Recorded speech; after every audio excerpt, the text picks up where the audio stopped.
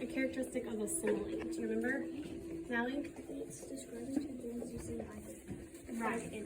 So it's comparing two things, and it's going to use like or as. So which one of these up here would be our simile? I kind of already put a clue there. Macy? Right. The sky looks like a dark blanket. Is the sky really a dark blanket? No. It's just saying it looks like it could be. So this one is our simile. What is a metaphor? Abby?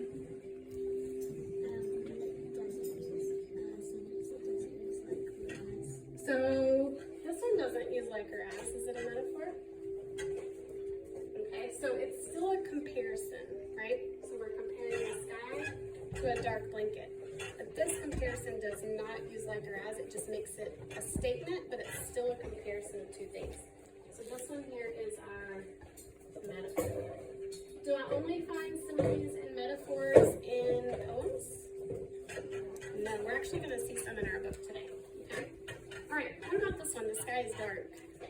It's just a statement. Just a statement. Which one of those would you be more interested to read if you're reading a story? Would you want to read the sky is dark? No. It just sounds kind of boring, right? So what do these two help the reader do? It helps like picture what. Exactly. So an author will use similes and metaphors to help the reader imagine or have a mental picture of what they're reading. And we find that in all three of these. We can find similes and metaphors in stories, in dramas, or in poems. And last week we talked about dramas. In our mini lesson, we talked about some characteristics of poems, but we're going to be reading a chapter book this week. So take a moment to look at your chapter book. Look at your text features, your table of contents, pictures. See if you can get an idea of what we are going to be reading about. There are some poems at the end, but we're not looking at those, okay? Just take a moment to glance.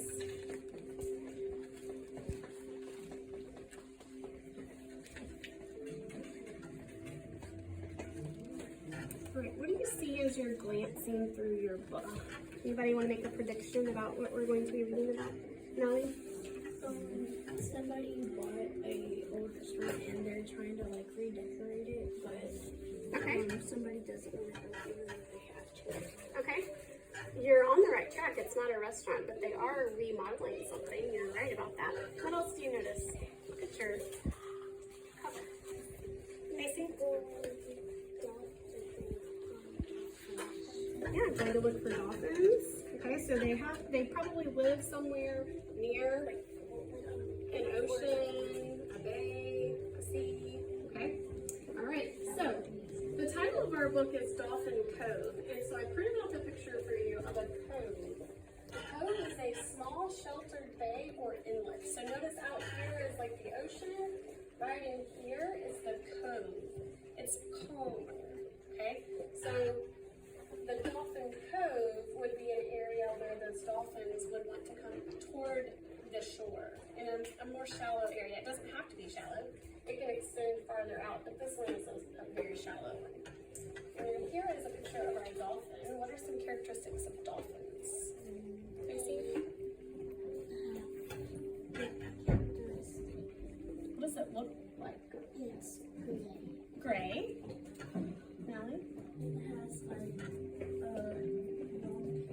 okay, a long tail.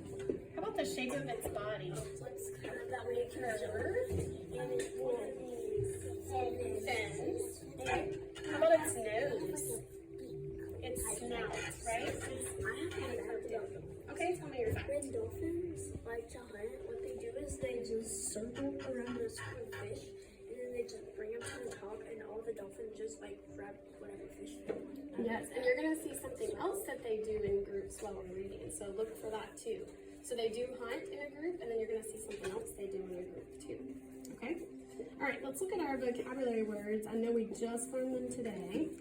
So I'm going to put out the picture, and I'm going to read a definition, and you see if you can determine which one it is just from the picture. Okay, you ready? You already know. You don't even This one's descriptive and that one's okay, perfect. All right, so what does brittle mean? it's like fragile. Right. Fragile, easily broken. That is brittle. Okay. Somebody want to take a different one? Oh, yeah, candy can be brittle. Somebody want to take a different one and tell me what it means? You already knew the words creative. Yeah. What does creative mean? It's like someone sees like something in a different perspective than others. Right. So creative means done in a new way. Do poets write in a creative way? They do. How about when we use a simile or a metaphor? Is that creative? All right. So I want to take a different one. Abby, you want to take one? What does descriptive mean? To describe. We use a lot of, okay, describing words. Do you know what those are called? Adjectives. So adjectives, descriptive details. Okay. Oops, I put down the wrong, I don't know where my definition is for that one. It's probably hiding in here somewhere. Yeah. Well, you know what it means. Can I think? All right, this one. Go ahead, Nellie. It means to like stretch your like arms or wings or Yep. So outstretch. things you do. Extend a full length. Okay. Extend your limbs. That's right. Extending your limbs. All right. So these are our 4 vocabulary words. I do want to put up just a few more we're going to see in our story today. Okay. All right. Our other ones are the ones we're going to find in poems, and we'll talk about those tomorrow, except for simile and metaphor, and we've already reviewed those. All right, how about this word?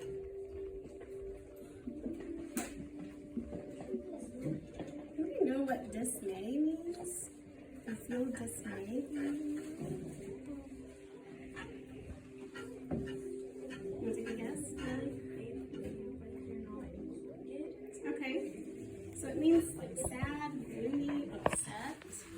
Okay, so if you feel dismay, kind of like depression, sadness. It can also be a form of frustration.